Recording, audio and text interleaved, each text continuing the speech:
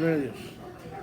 Damos gloria al Señor y damos la bienvenida una vez más. Hoy día miércoles 25 de julio de 1918 damos la bienvenida a los hermanos y amigos que nos honran con su presencia en las redes sociales. Damos gracias a Dios por este privilegio de poder estar aquí en vivo y en directo, ministrando en diferentes lugares. Y estamos ya en vivo dándole gracias a Dios por esta oportunidad y damos la bienvenida a los que nos están viendo en España, en Roma, en Italia, en diferentes lugares del mundo, Canadá, Puerto Rico, Haití, República Dominicana, Sudamérica.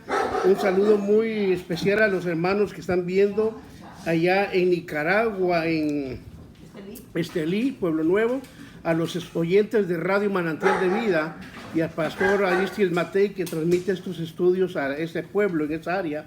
Un saludo desde la ciudad de Sufos. También a nuestro hermano Juan Bonilla, que está haciendo la obra ya en Guayaquil, Ecuador. Un saludo a él y su bella esposa y familia, Mélida de Bonilla. Un saludo. Y damos gracias a Dios, hermano, y también enviamos un saludo a los que están viendo la ciudad de Sufos. Sabemos que hay mucha gente que nos ve y los invitamos a que nos acompañen en los estudios. Tenemos los días miércoles aquí en su casa, los estudios del Evangelio Mateo. Los viernes tenemos capacitación teológica, que también se transmiten en vivo, y los domingos a las 3 de la tarde. Estamos también en el servicio general.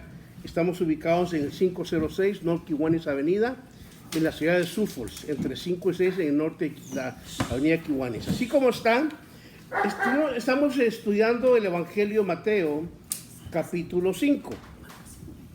En la semana pasada, si usted recordará, nos quedamos en el versículo número 16. Si usted es nuevo en esta red social y nos está viendo por primera vez, nosotros, hermano, enseñamos la palabra, lo que es versículo por versículo, capítulo por capítulo. Y quiero en esta tarde, hermano, continuar con ese versículo que nos toca hoy, versículo 17. Y vamos a hacer una corta oración para que Dios bendiga este estudio y a los que ven por la red social. Padre Santo, gracias te damos por esta oportunidad que tú nos permites de poder venir ante tu presencia. Gracias, Señor, por aquellos que nos están acompañando en diferentes ministerios. Te pido que bendigas a cada pastor, cada congregación, cada hombre y mujer que te sirve. Bendícele, Padre. Oramos por aquellos que nos ven en Nicaragua, que tú traigas paz a esa nación. Igualmente por Venezuela, Padre. Bendice a Venezuela y a toda Latinoamérica, Padre. Gracias una vez más por esta oportunidad. Bendice esta ciudad local, Señor, y permite que tu palabra salga y cause vida a los que escuchan, Señor. Te damos gracias por todo esto y solo a ti te daremos la honra y la gloria porque tú la mereces. En el nombre de Jesús, amén, Señor, y amén. Así como está, damos la bienvenida, hermano, a cada uno de ustedes y la hermana Miriam Márquez, que ya está viendo ahí. Y hay más gente, hermano, que está entrando en línea y damos un saludo a todos los que están entrando en línea. Amén. El Evangelio Mateo, hemos visto ya varias semanas atrás, hermano, que Mateo es el puente que une el Antiguo y el Nuevo Testamento. Sin Mateo no tendría tanto sentido el Nuevo Testamento, porque Mateo es donde usted va a encontrar el único evangelio que dice para que se cumpliera como fue dicho. Son frases que se mencionan en este evangelio nada más. Entonces lo que está haciendo Mateo es un puente que une el Nuevo y Antiguo Testamento. Ahora, el capítulo 5 que nos toca es interesante porque Jesús está dando lo que se conoce como el Sermón del Monte. Ahora, déjame explicarle algo bien interesante. Hay gente que le dice a uno, yo vivo conforme al Sermón del Monte. Se oye bien, pero se equivocó. Porque el Sermón del Monte lo que nos hace es mostrar nuestra incapacidad espiritual delante de Dios. Nadie puede ver a Dios con un corazón fuera de Cristo. Solamente cuando uno está en Cristo y uno viene a través de Cristo es que uno puede ver a Dios a través de Él. No es por obras humanas, no es por la justicia humana, sino es por la misericordia de Él. Ahora, interesante, hermano. Entonces Jesús nos está hablando, mostrando, mostrando el Sermón del Monte, Y va a entrar, hermano, en puntos ahorita que van a destacar muy más que todo en la vida de la gente la gente religiosa. Quiero que me acompañe al versículo 17 donde nos toca, dice la palabra del Señor. No penséis que he venido para abolir la ley o los profetas. No he venido para abolir, sino para cumplir. Ahora interesante, hermano. ¿Por qué es importante? Porque Jesús dice claramente que la misión de Él no fue venir a quitar o abolir la ley y los profetas. ¿Por qué razón? Porque Pablo en Romanos capítulo 7, Pablo dice que la ley es espiritual. El propósito de la ley, acuérdense que era para mostrarle al hombre su pecado y llevarlo a Cristo. Ese era todo el propósito de la ley.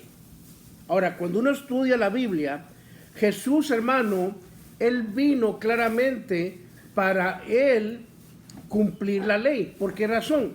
Porque ni Moisés, que fue al que se le dio la ley, la pudo cumplir.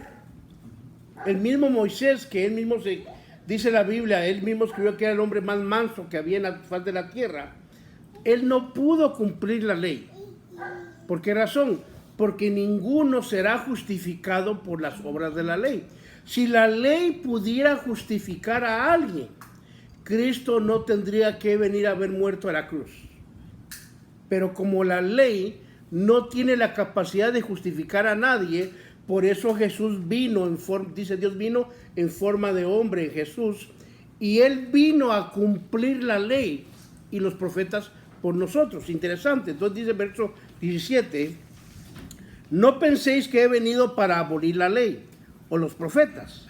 No he venido para abolir, sino para cumplir. ¿Por qué? ¿Por qué es importante eso?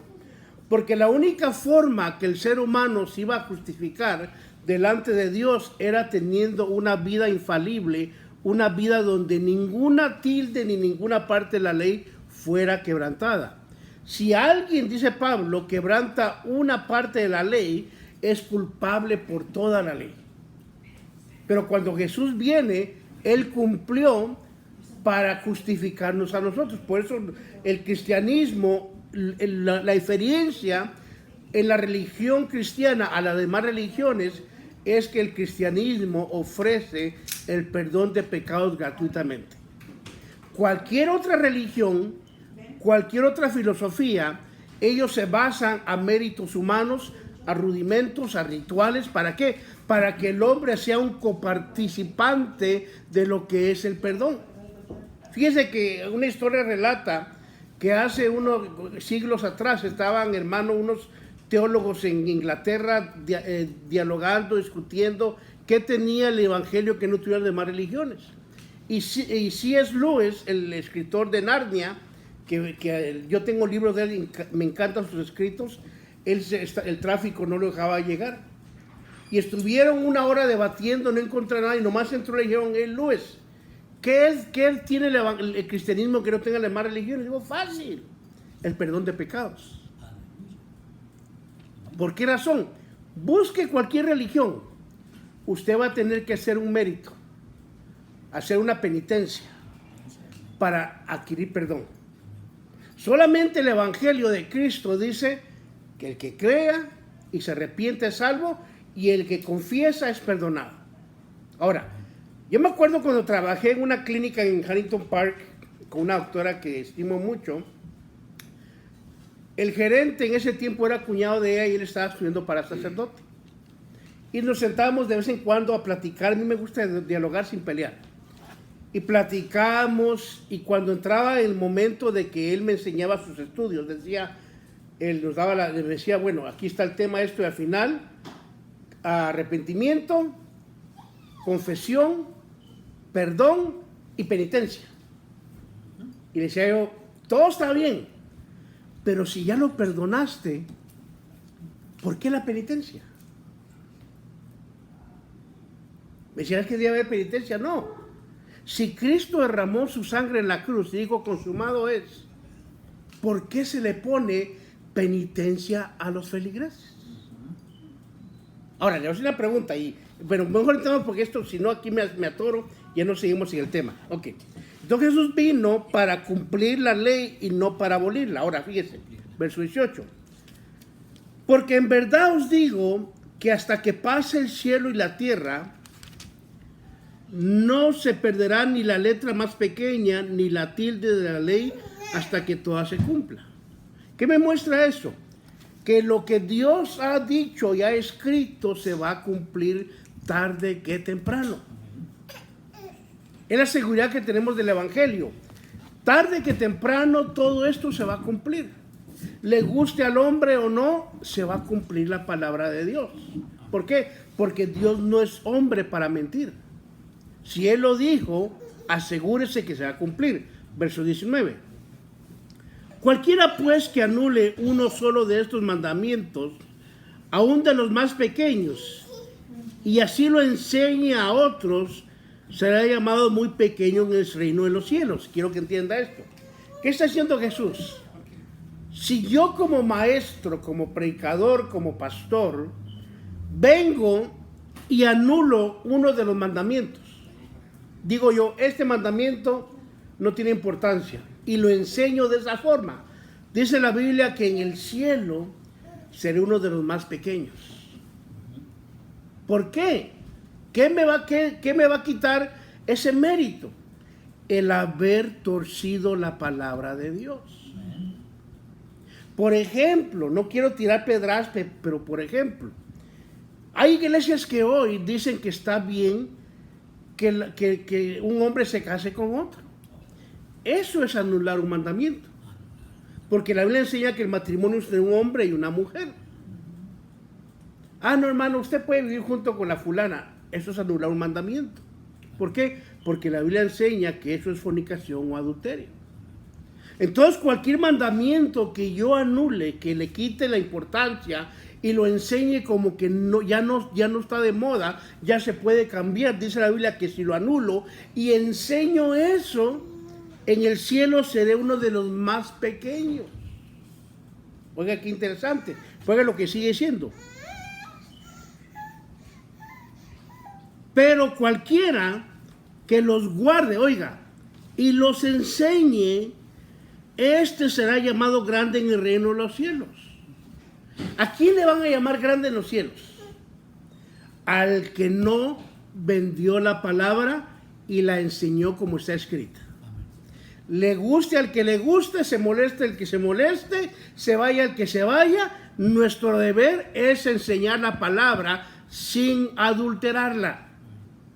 Y dice Jesús, el que la enseñe y así el que la cumpla y así la enseñe, ese será llamado grande. Ahora la pregunta, hermano, a veces queremos ser vistos grandemente delante de los hombres. Y damos nuestro brazo a torcer en ciertos pecados, ciertas cosas de la vida, con tal de quedar bien con la gente. Y Jesús dijo, no, para quedar bien con Dios, tenemos que enseñar la palabra como está escrita. Primero, mire qué interesante, oiga lo que dice.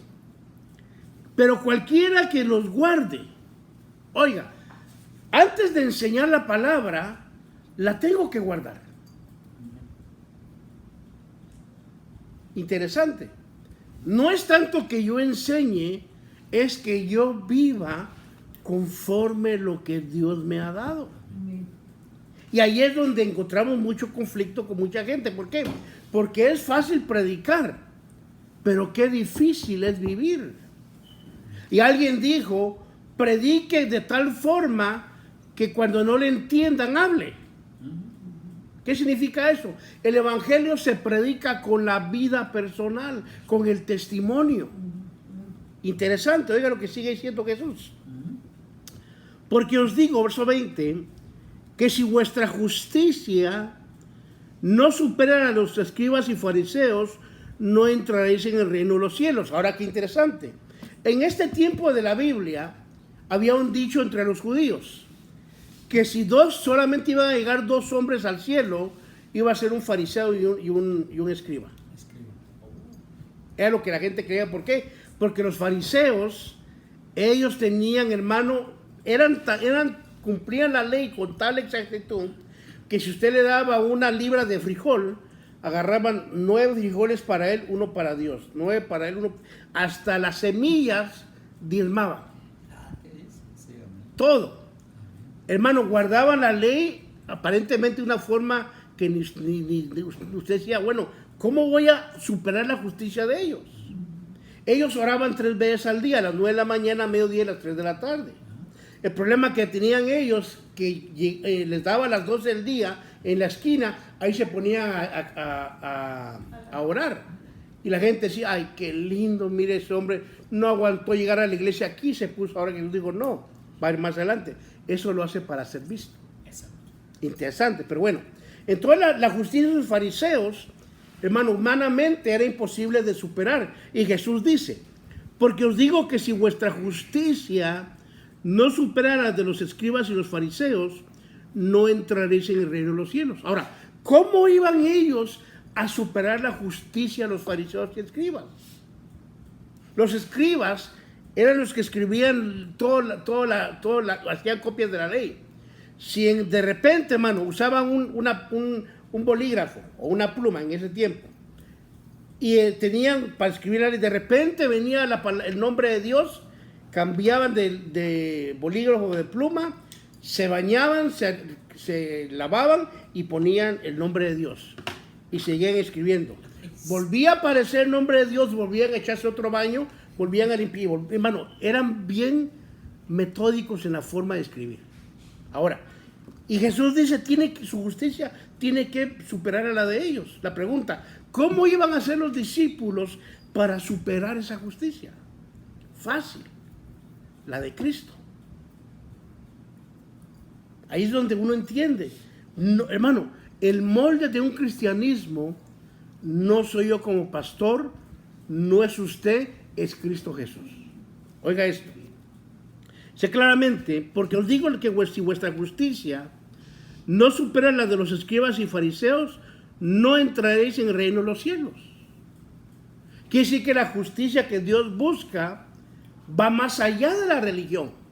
Porque los fariseos y los escribas eran los líderes religiosos de Israel. Entonces, ¿qué está diciendo Dios?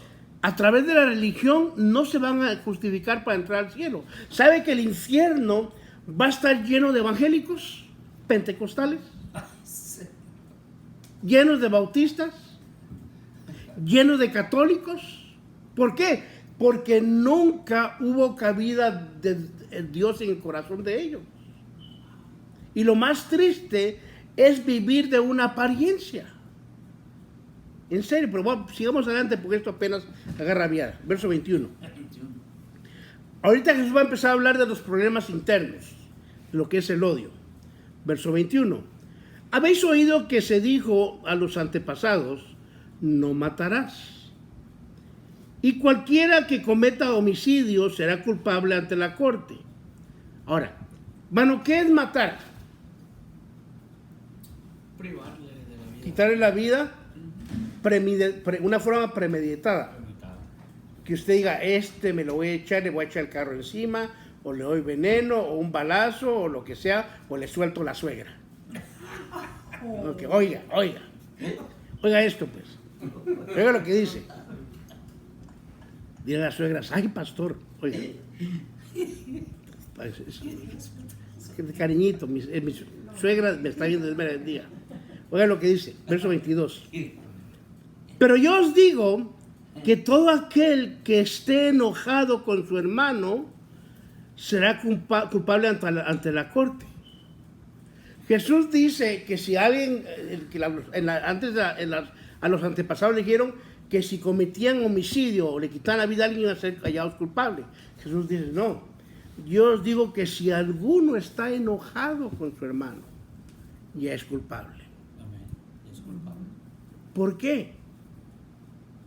¿Por qué es que Dios ve el enojo contra un hermano como que fuera un homicidio? Se enoje. Ajá. ¿Sabe por qué? Porque el que está enojado mata o destruye la imagen de otra persona. Amén. Interesante. Entonces la Biblia donde Jesús dice, no hay que enojarse con el hermano. Oiga esto. Pero yo os digo que todo aquel que esté enojado con su hermano será culpable ante la corte. Y cualquiera que diga raca, ¿qué es raca, hermanos? Insensato o inútil. O necio. Fíjese, hermano, oiga esto. A su hermano sea culpable de la Corte Suprema o el Senadrín. Interesante. ¿Por qué? ¿Por qué Dios, hermano, toma tan serio que yo maldiga a alguien enojado? Una razón, porque somos, hermano, fuente de vida. Santiago dice, ¿cómo puede una fuente echar agua dulce y amarga? ¿Cómo puede uno maldecir al hombre y bendecir a Dios cuando el hombre está hecho a la imagen de Dios? ¿Por qué? Porque la boca, hermano, viene y puede ser peor que un balazo. Oiga, qué interesante, hermano, oiga esto. Y cualquiera que le diga idiota será reo del infierno de fuego o de Gehenna. ¿Qué es lo que se está diciendo? Número 1, a no tener un enojo contra el prójimo. Ahora, le voy a explicar algo, hermano. Cuando usted está enojado contra alguien, con justificación, sin justificación aún peor. Cuando alguien lo odia a usted, va a hacer lo posible por destruir su imagen en todos lados. Yo me acuerdo que en esta ciudad hubo alguien en nuestra congregación, y me reservo el nombre, que se tomó la gentileza de ir de negocio en negocio, hablando mal de mí. Y yo me enteraba y decía, bueno, gloria a Dios. Se estuvo como un año, hermano. Gente que miraba hablar mal. Lo lindo fue que un día me lo encontré en la tienda. Lo vi y le digo, hermano, Dios te bendiga. Hermano, él no sabía dónde meter la cara. ¿Por qué? Yo estaba libre. Amén. Pero él no. Él no. Amén. Entonces dice la Biblia, por esa razón, dice, Señor, no te enojes con tu hermano. ¿Por qué? Porque enojado vas a matar su imagen, su reputación. Interesante, oiga esto lo que estoy diciendo. Verso 23. Por tanto, si estás presentando tu ofrenda en el altar y allí te acuerdas que tu hermano tiene algo contra ti, deja tu ofrenda. Oiga, qué interesante. Jesús dice, si usted y yo estamos en servicio en la iglesia y va a empezar el culto y al lado de una hermana que está enojada conmigo, antes de empezar el servicio tengo que decir, ok, Señor, dejo aquí mi Biblia, dejo aquí lo que traía, voy con la hermanita, ¿sabe qué? Yo sé que está enojada conmigo, sierva. Mire, perdóneme. Aunque ella tenga la culpa. Perdóneme, hermana, en serio, le pido 1000 disculpas. Ok, hermanita, la perdono. Si le dice, no la puedo perdonar, bueno, ya cumplí, hay que hacer usted con su amargura. Señor, ya cumplí. Amén. ¿Por qué? Porque al Señor le interesa, hermano, ¿cómo es Dios? A Dios le interesa más la comunión entre nosotros. ¿Cómo lo queremos llegar, Señor? Te traigo esto a ti. Y el marido allá enojado. El hombre danzando y sudando y gloria, brincando, y la mujer con el ojo morado en la casa. Hermano, ese no es evangelio.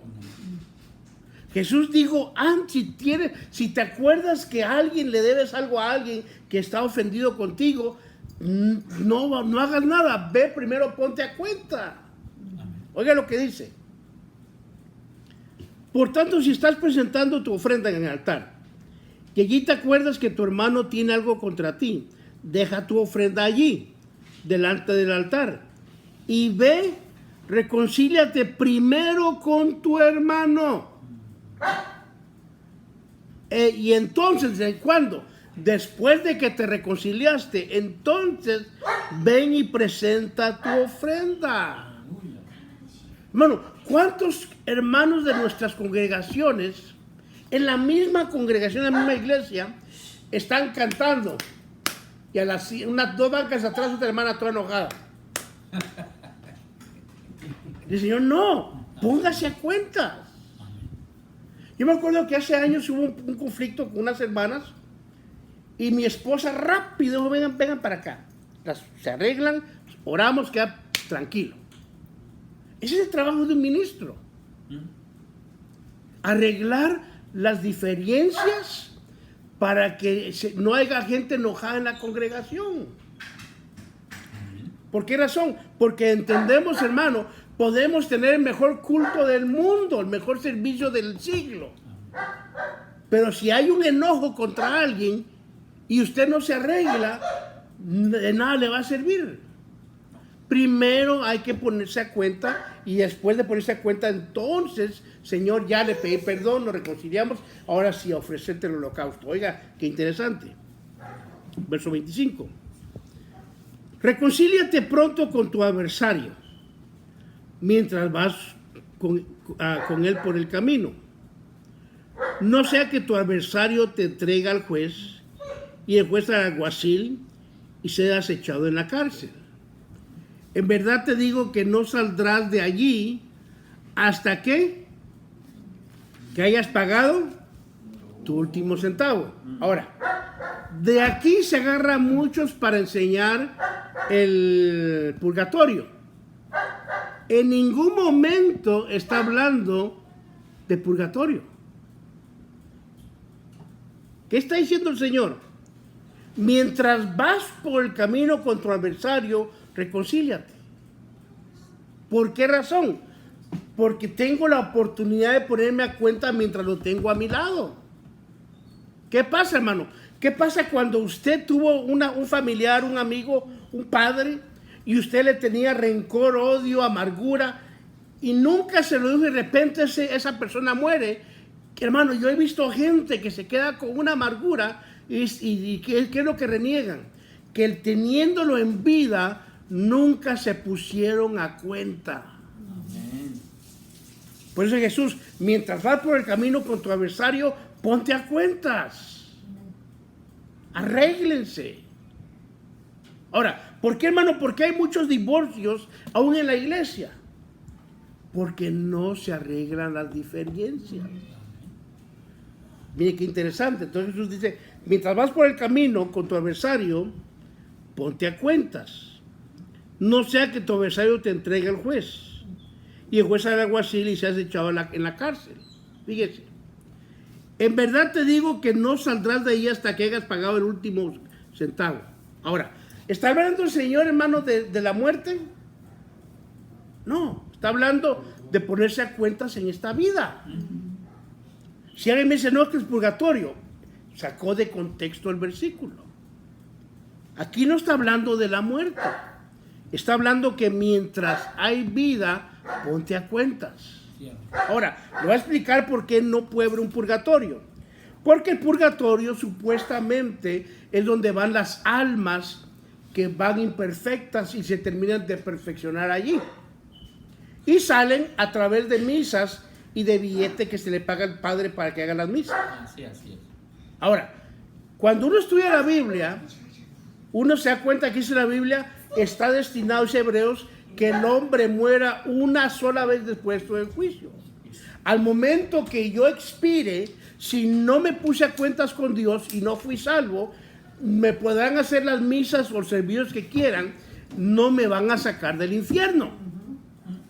¿Por qué? Porque por eso, estando en vida, hay que ponerse a cuenta con Dios a través de Cristo. Y le repito, no hay purgatorio. La pregunta, ¿de dónde salió la enseñanza del purgatorio? ¿De dónde? De las cartas papales, muy bien. En la Biblia no encuentra usted purgatorio. Es un concepto que se encuentran en las cartas de los papas, no en la Biblia. Por eso es importante estudiar. Busque en la Biblia, busque todo lo que usted quiera, no va a encontrar una palabra que diga purgatorio. No existe, no está en la Biblia. No. Son enseñanzas o interpretaciones de los papas, pero en fin, no es el tema, para que no se me enojen. Bueno, verso 27, oiga esto.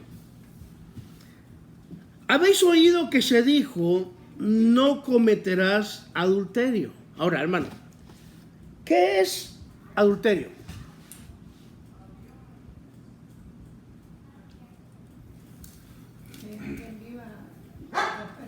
Sin casarse. Sin casadas, fornicación.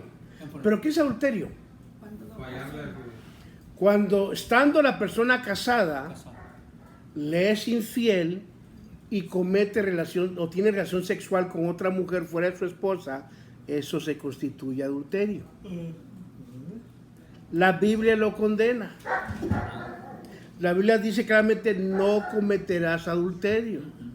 Se le aplica al inconverso, se le aplica al creyente y se le aplica a los pastores.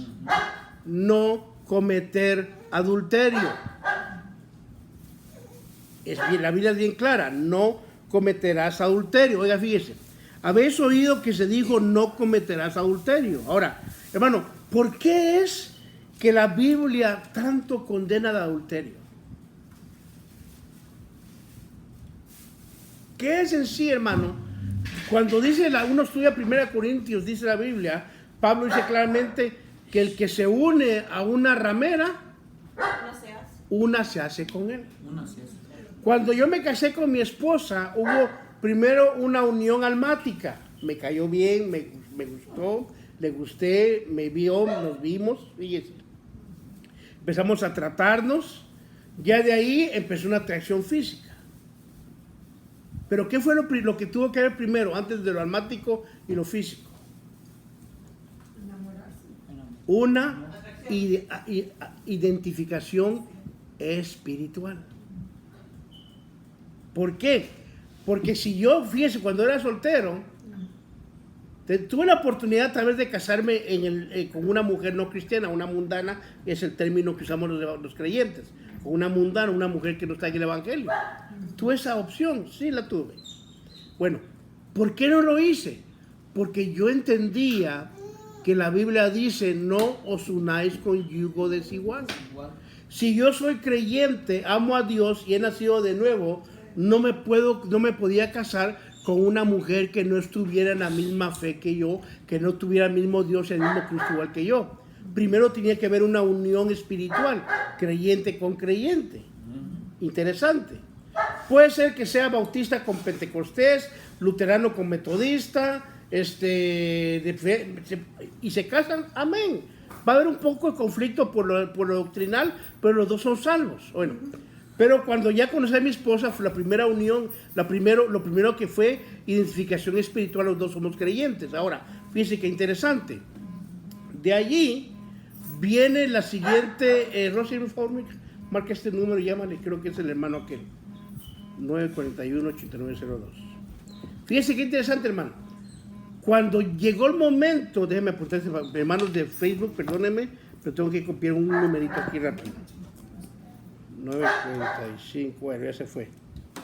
Ahí se acuerda mi esposa. Porque ahora fíjese, cuando uno estudia la Biblia, uno se da cuenta que, hermano, primero, para los que son solteros, ya se borró el número, ok.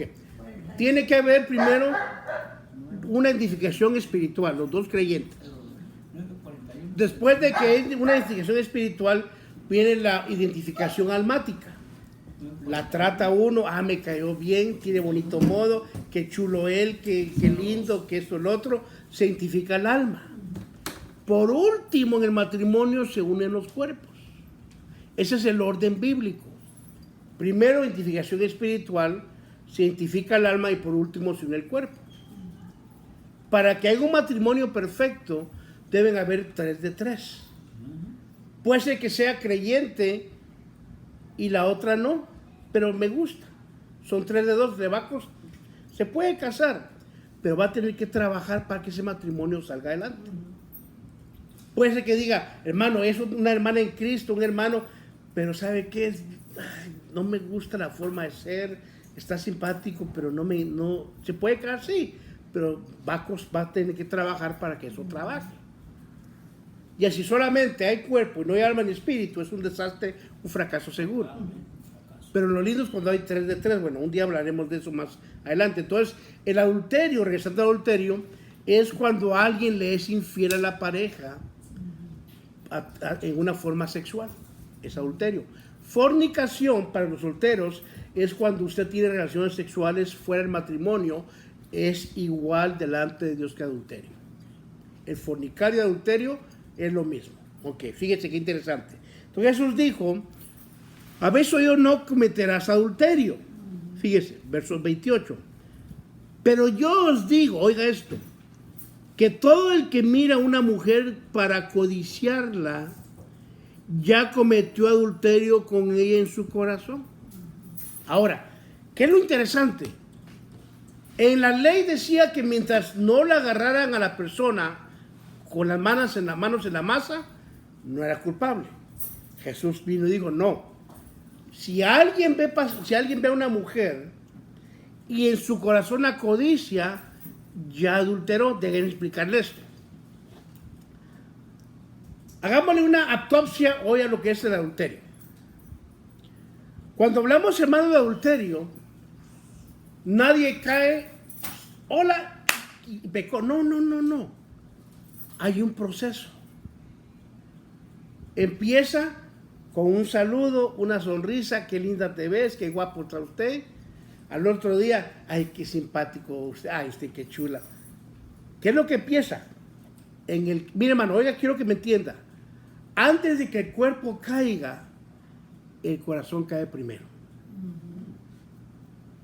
Si una persona va a adulterar, es porque en su mente ya se vio, ya saboreó el pecado, ya medita, piensa en él. Veamos a Santiago, hermano, porque la mejor respuesta de la Biblia está en la Biblia. Fíjese, hermano, estamos hablando de lo que es el adulterio. Y Santiago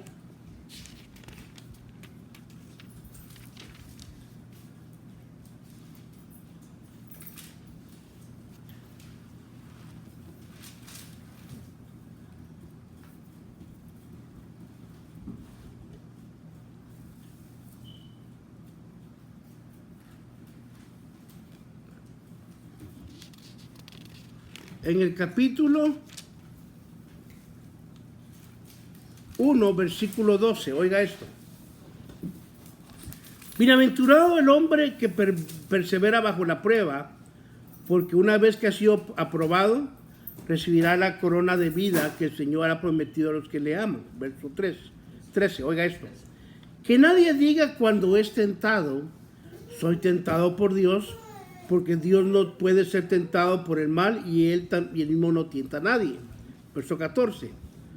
Sino que cada uno es tentado cuando es llevado y seducido, ¿por qué? Por su propia pasión. ¿Qué es lo que conduce a un hombre, a una mujer a adulterar? La pasión que no está sujeta a Dios. Ahora, hermano, oiga, quiero que entienda esto.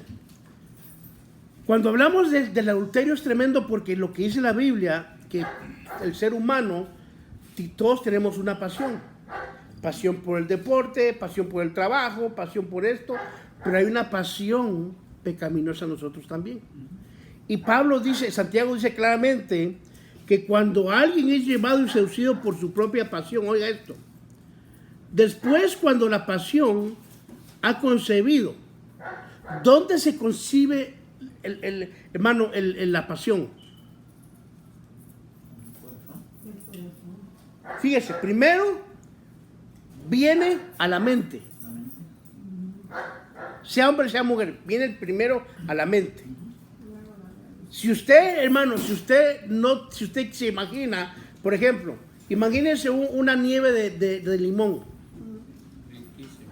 Ahora, ¿dónde empieza a saborearse eso? En la mente. Igual con el pecado. Cuando el ser humano empieza a pensar en él o en ella constantemente, está abriendo la puerta para una infidelidad. ¿Y sabe qué es lo interesante? Que cuando el ser humano es infiel, al momento que en la mente ya entró otra persona y baja el corazón, ve a su esposa y todo lo que ella hace está mal. Si cocinó, esto no está bueno, aunque esté sabroso. ya le ve imperfecciones. ¿Por qué? Porque ahora su mente, su corazón está en la otra persona. ¿Qué es lo que ha pasado? Que se abrió la mente y el corazón para hacerle infiel a la pareja. Oye, qué interesante. Entonces, cuando Jesús habla de adulterio, está hablando de esto. El adúltero es aquel, hermano, el que en su espíritu, en su corazón, dice Malaquías, no seáis infiel en vuestro espíritu. ¿Por qué razón? Porque el corazón del hombre, hermano, se engaña a sí mismo. Ahora, oiga esto. ¿Por qué hay adulterio? Porque el hombre o la mujer piensa que va a encontrar algo mejor allí que con su cónyuge. Esa es la razón número uno por la cual hay adulterios. Porque la persona ve a alguien y dice, es que tiene lo que no tengo en casa. Me tratan como no me tratan en casa. Hay más atención que mi esposa o mi esposo. ¿Y qué es lo que pasa? Entra primero a la mente, ya duerme pensando en él o en ella, despierta pensando en ella o en él, está trabajando, ¿ya por qué? Porque la mente está maquinando. Baja el corazón, cuando llega el corazón, lo único que falta es que el cuerpo peque. Cuando peca el cuerpo, ahí es donde se comete el adulterio. Oiga lo que dice Santiago.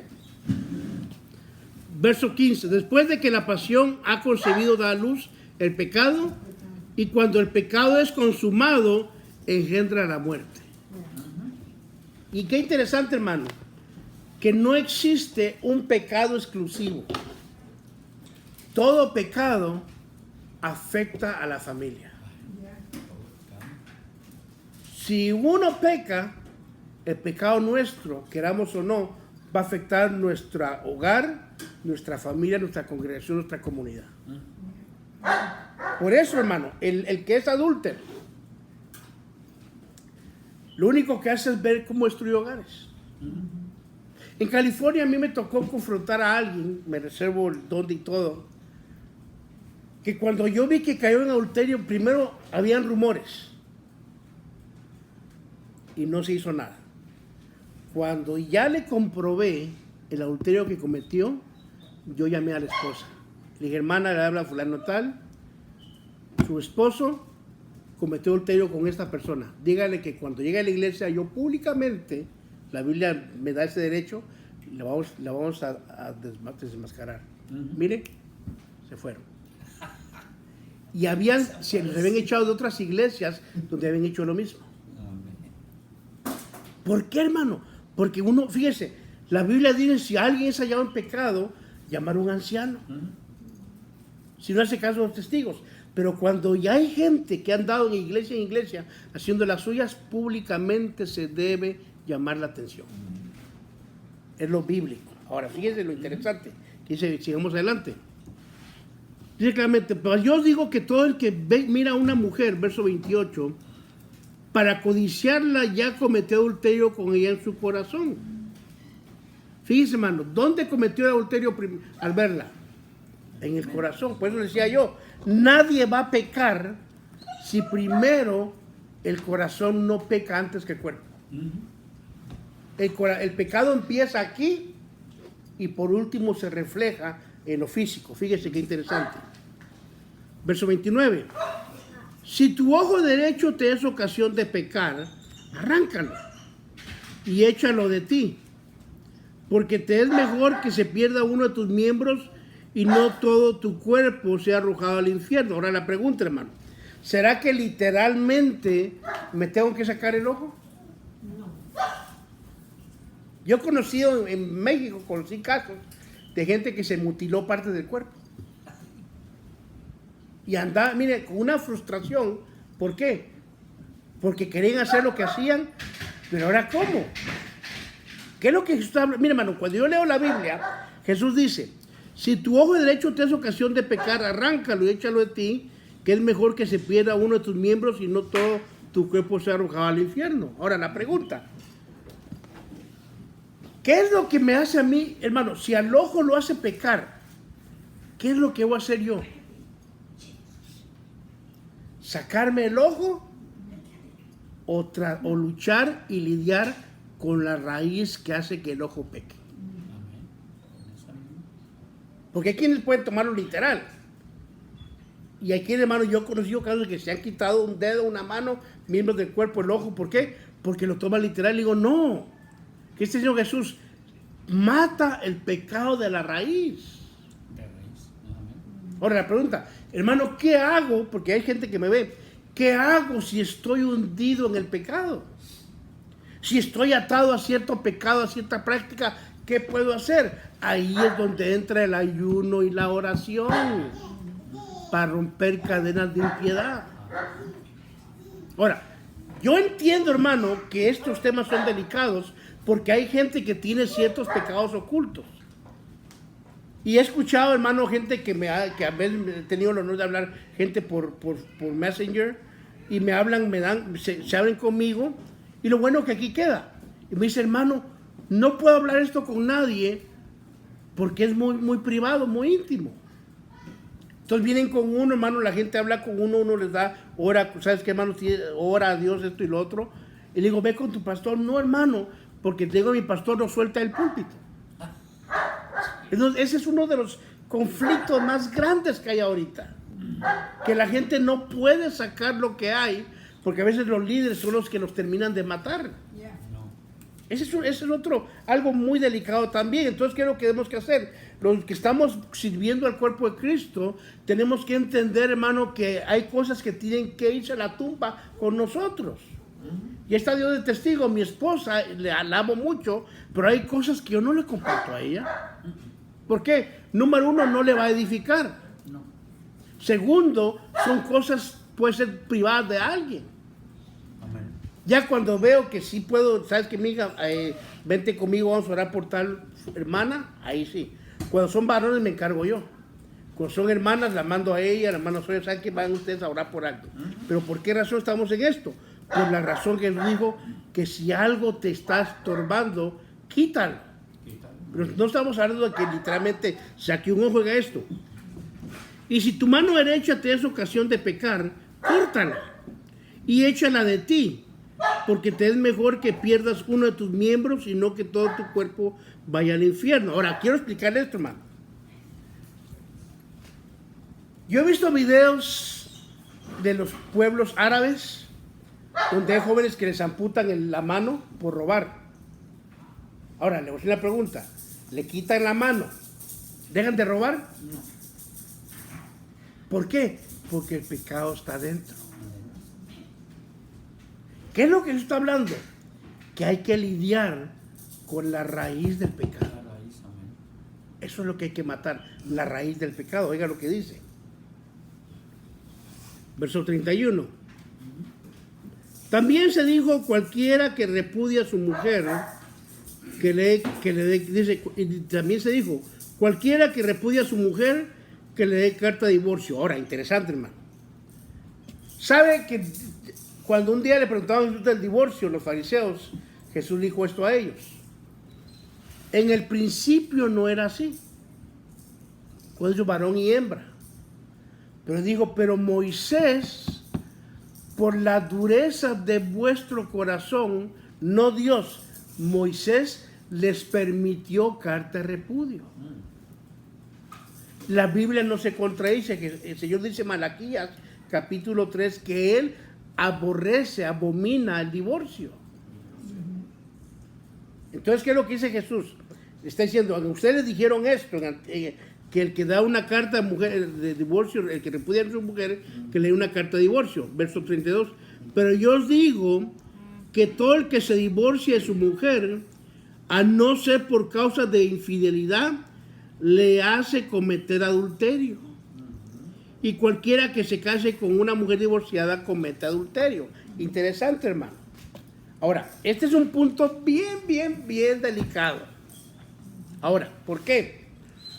Jesús dijo claramente que la única razón por la que se acepta el divorcio es a través que haya una serie, un estilo de vida de adulterio. Ahora, yo conozco al pastor de una iglesia de Calvary Chapel. Y este pastor, él nos decía en la radio esto. Su mujer le fue infiel 3 veces. Y él decía, Señor, le dijo, no la deje. A la segunda vez, no la deja. A la tercera se puso, le digo, Señor, ya vi dónde falló él. Ahorita hay una iglesia de como de 15,000 miembros. Ahí está firme él. ¿Por qué razón? Hermano, quiero que entienda esto. Hay gente que agarra el divorcio, la infidelidad como una tarjeta mágica. Me divorcio. No. Luche por su hogar. Amén. Perdone. Restaure el hogar. Se puede hacer eso, hermano. Amén, que se puede. Ahora, ¿por qué? Porque, hermano, a veces yo conozco gente que está pidiéndole a Dios que su cónyuge le sea infiel para deshacerse de él o de ella. Bueno, yo lo he visto. Y cuando yo leo la Biblia, hermano, fíjese qué interesante. Póngale un Oseas. ¿Qué dijo Dios a Oseas? Ve y busca como esposa una prostituta, una ramera, y ahí encontró a Gomer. A comer. ¿Y qué dijo? Se fue, tuvo un embarazo de otro cliente y dijo, ponle tal nombre. Digo que dejara, no. No. Tuvo otro hijo, tal nombre. Hermano, tuvo hijos de diferentes hombres. Y Dios le dijo, no, tranquilo. Al final la encontró, hermano, como esclava, siendo vendida, y él fue y la redimió. ¿Por qué? Porque era una muestra como Dios, hermano, tiene misericordia con nosotros. Yo le repito, yo sé que hay gente que se va a echar en contra. Primero luche por su hogar. Hermano, me fue infiel. Luche por su hogar. Si usted luchó y no se pudo a salvar, ya usted diga, Señor, ya hice lo imposible, ni modo. Yo conozco, hermano, hermanas en Cristo que estuvieron casadas con hombres infieles y le estuvieron llorando al Señor, no lo dejaron, estuvieron, mire, ahora son hombres de Dios que sirven al Señor. ¿Por qué? Porque esas mujeres lucharon por su hogar. Por eso ahora, ¿por qué me metí este asunto? Porque Jesús dijo claramente, el que se divorcia y le da carta de repudio a la mujer por causa que no sea adulterio, no está correcto. Interesante. Algún día tendremos una plática de parejas, hermano, porque son temas que se pueden tocar más a fondo, pero no por las redes sociales. Oiga, sigamos el verso 32. Pero yo os digo que todo el que se divorcie de su mujer, a no ser por causa de infidelidad, la hace cometer adulterio. Ahora, interesante. Fíjese, si alguien se divorcia de su mujer que no sea una falta de infidelidad, él hace cometer adulterio, ¿por qué? Porque ya se ha casado con otro hombre. Ahora, la pregunta, ¿qué pasa con él? Igual. Al casarse otra vez, viene a ser un adúltero. ¿Por qué razón? Porque no se justificó ese divorcio. La única forma que se aprueba, hermano, qué interesante esto, y yo he hablado con otros ministros, es que si tiene un marido que la abusa y está en peligro su vida, ahí sí, la Biblia le dice, ¿sabes qué? Deja. ¿Por qué? Porque Pablo dice que tampoco las hermanas son llamadas para estar esclavizadas a eso. Si tiene un marido que la golpea, que la insulta y que está, hermano, nosotros conocimos en una iglesia en tal parte de la luna una jovencita que era abusada físicamente y la gente se hacía mire, yo nunca me di cuenta, pero la gente de esa iglesia se dio cuenta y nadie dijo nada. Llegó el día en que el esposo le dio 25 puñaladas enfrente de los hijos. ¿Por qué razón? Porque el hombre que le golpea a la mujer, tarde que temprano le quita la vida. Y usted, si una mujer viéndome y usted es abusada físicamente, reporte a ese sinvergüenza. Inmediatamente. No tiene que pasar esos sufrimientos. Por eso, hermano, le digo, este tema es muy, muy, muy amplio y no se puede tocar solamente aquí porque hay que ver las causas. Hay casos en que la mujer empuja al marido para que él caiga y a divorciarse y viceversa. Mujeres que arrinconan al hombre, a la mujer también. Bueno, por eso son temas muy delicados. No se puede generalizar porque cada caso es diferente. Y por eso no se puede tocar de lleno este tema. Esto parece un tema más entre parejas para poder platicar de todo esto, hermano. Amén. Entonces yo quiero con este lío en que me he metido. Yo sé que están viéndonos de diferentes lugares, hermano, y qué bendición que puedan acompañarnos. Le repito, hermano, este tema es muy delicado. No se puede tocar muchos puntos en la red social porque tenemos niños y tenemos otro tipo de personas viendo. Es para un caso, pero eso sería para hacer una plática matrimonial con los hermanos de la iglesia. Y creo que vamos a hacer eso, organizar un almuerzo, hermano, donde podamos dar una conferencia y educar. Porque, mira, oiga, quiero que entienda esto. En esta nación, en Estados Unidos, el hombre tiene derechos y la mujer tiene derechos. Y sería bueno hacer un seminario con nuestro amigo que anda en Guatemala ahorita, para que hagamos varios oradores, hermano, y veamos los puntos legales que hay en el matrimonio. Porque eso necesita la iglesia, ser educada. Amén. En lo que son los peligros de infidelidad y que el hombre y la mujer conozcan los derechos ante la ley. A usted no le pueden pegar porque se enojó el sinvergüenza, hermano. No. Hay leyes que la protegen, igual al hombre, porque hay mujeres que le suenan al marido, los conozco también. Hay leyes que protegen a ambos, amén. Así que, dejando este preámbulo, vamos a hacer una oración, darle gracias a Dios esta tarde. Padre, gracias, Señor, por este estudio de la palabra. Te pido, Dios mío, que seas tú, Padre, el que ponga la palabra en el corazón de cada uno. Te pedimos, Señor, que nos ayudes a serte fiel, no solamente a enseñar la palabra, sino a vivirla, Padre. Ayúdanos a amar a nuestra esposa, a tratarla como vaso frágil, a respetarla y serles fiel en todo aspecto, Señor. Bendice nuestra congregación, los hermanos de esta ciudad y los que ven en la red social, bendíceles también, Padre. Gracias te damos por estos temas. Sabemos que hay temas que son un poco problemáticos, Padre, pero danos sabiduría para poder enseñar tu palabra, Señor. Gracias por todo, en el nombre de Jesús. Amén, Señor, y amén. Dios me lo bendiga, hermanos, y hasta el viernes en la tarde cuando regresemos.